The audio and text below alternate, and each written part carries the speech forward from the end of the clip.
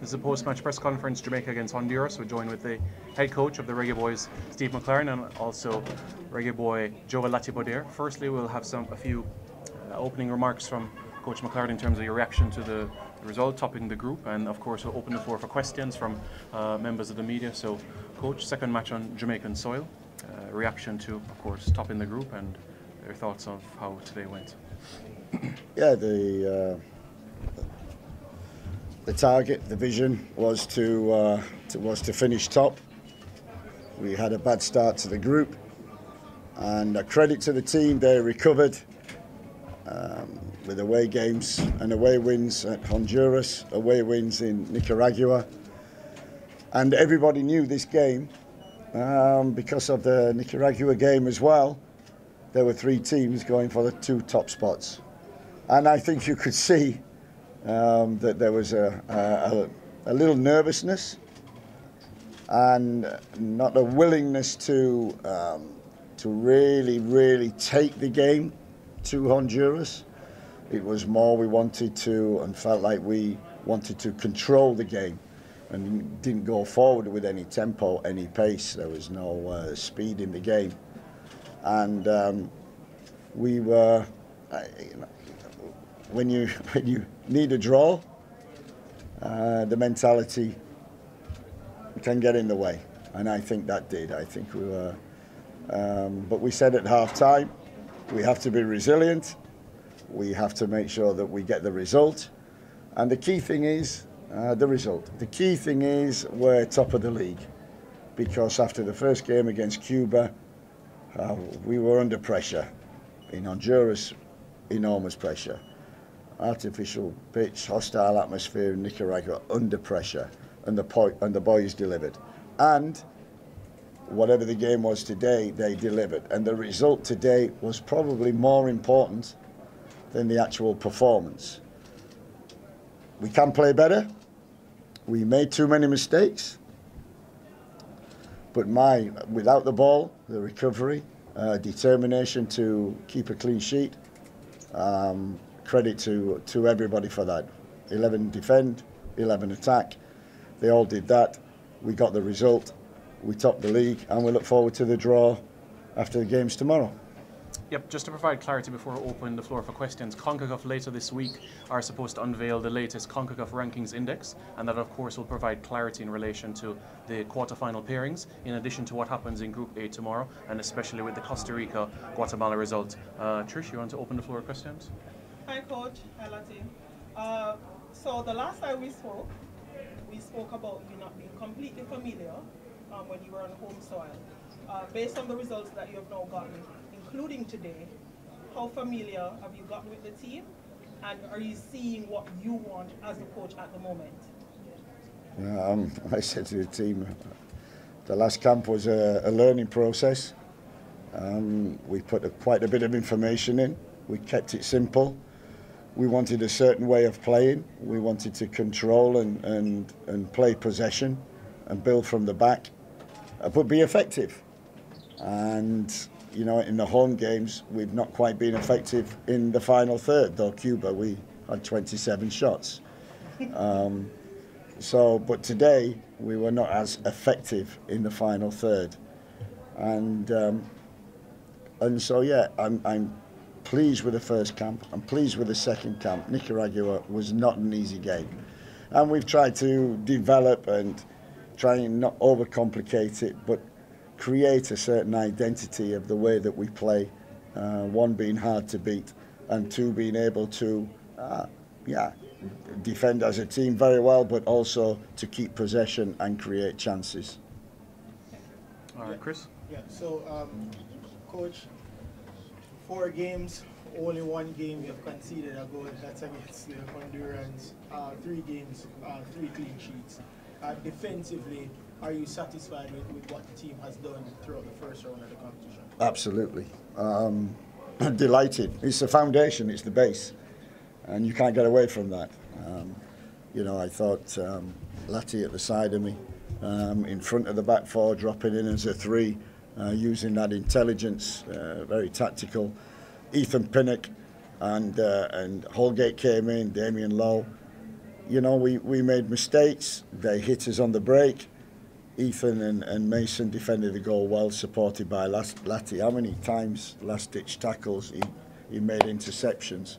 The intelligence and tactical awareness of Lati is exceptional.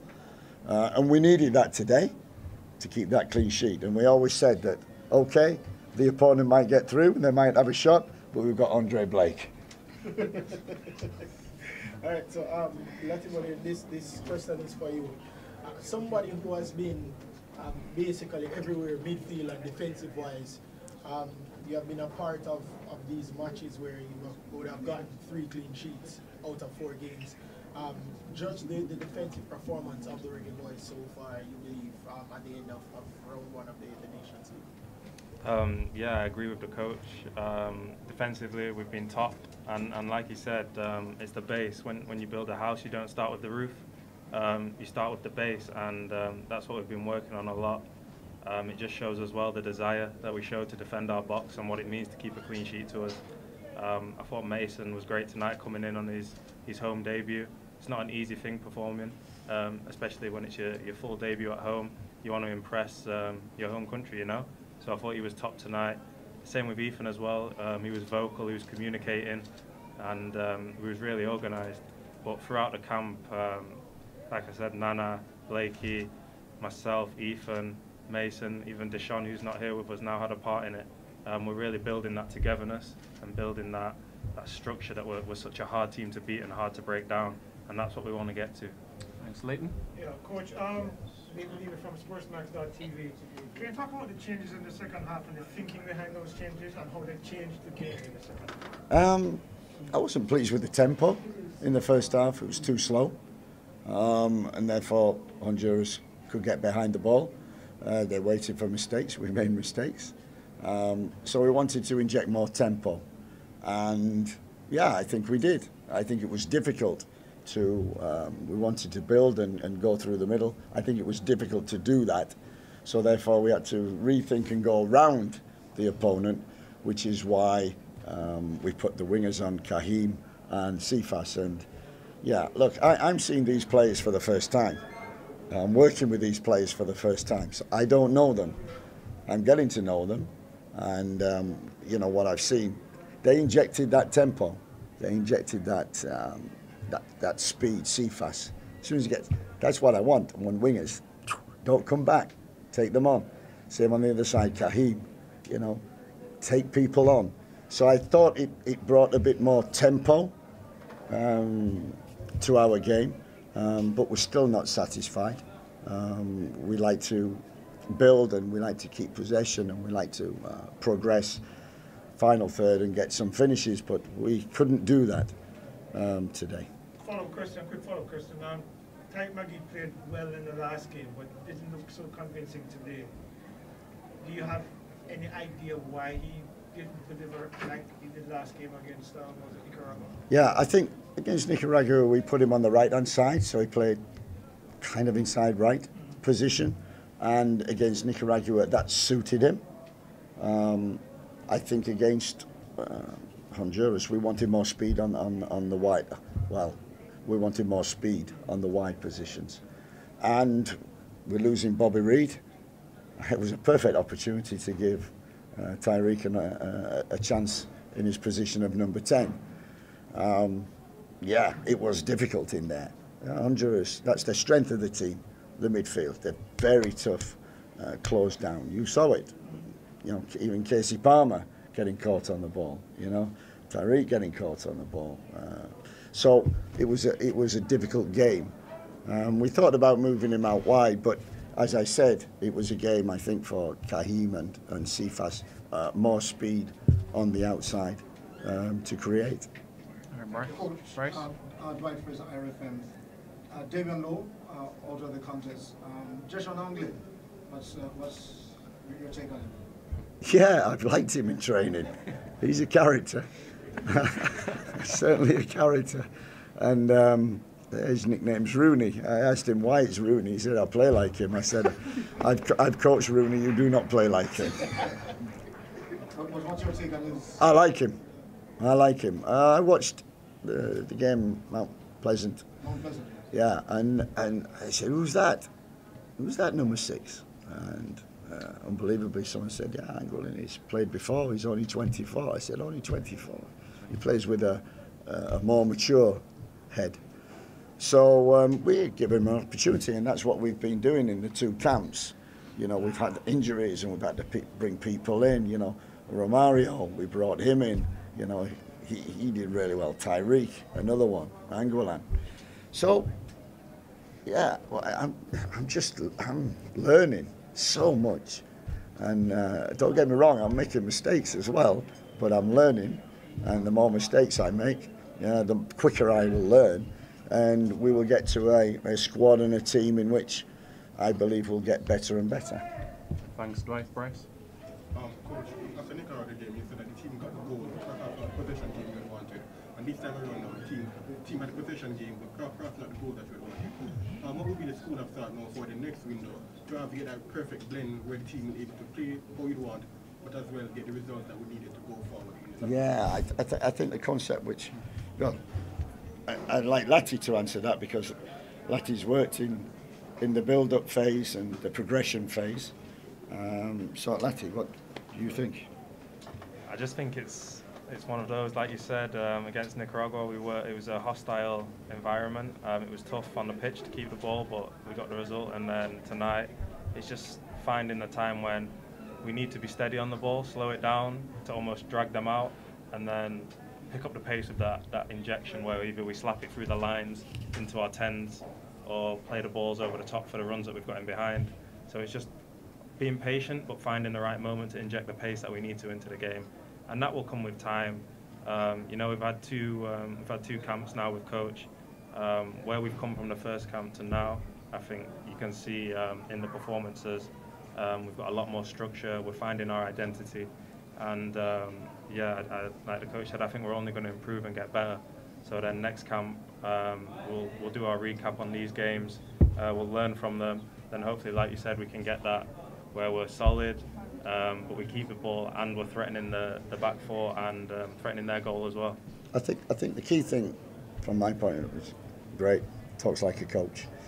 The great thing from my point of view was we want to control the game through possession, and we're building towards that. And you can see the way that we build up. We try and get the extra man and the free man, whether it be a 3 at the back or 2 against 1. What we didn't have today was we go from possession, and then at some stage you have to speed up the game. And we never quite sped up the game. We kind of kept it, and we didn't take a risk. So we didn't have enough movement up front, and we didn't take enough risks. And the balls that were delivered were decent, trying to speed up, but the progression from the build-up was, we need to work on that, and we will do, and we will get better, because we've got good players, and Lati will vouch. You know, we've had training sessions.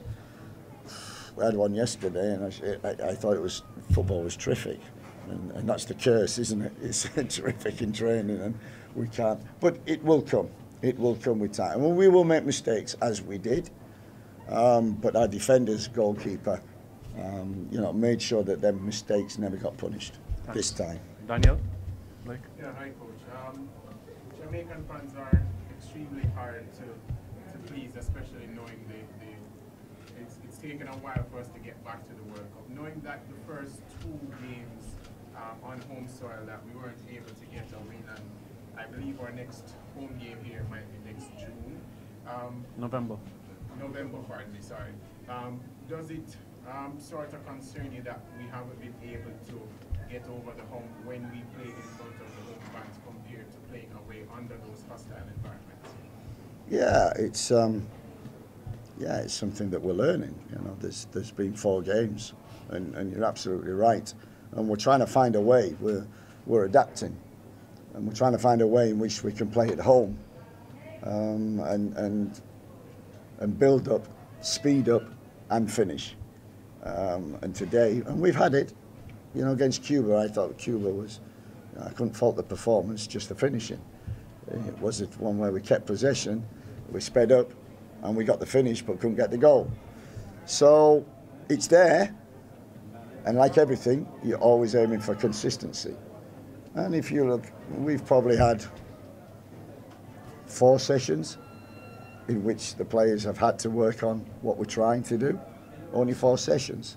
Usually get that in a week in the club, and then you get another in the club. So for me, what the players have taken on and tried to implement, I'm so pleased about. They understand it. We're not doing it fluidly at the present moment, but they understand it. And what I like is we made mistakes, but we were still brave enough to continue keeping the ball and searching, which is difficult to do. But if you want to get to the World Cup, you're going to have to be able to want the ball and deal with the ball and be brave on the ball, the mentality. And that's what we're looking for. All right, Kobe and then Chev. Yeah, you spoke about moments in the game, Coach. You spoke about moments in the game where we needed to speed things up. Is there a particular scenario in today's game that you feel like we could have, gotten the goal or executed a bit better?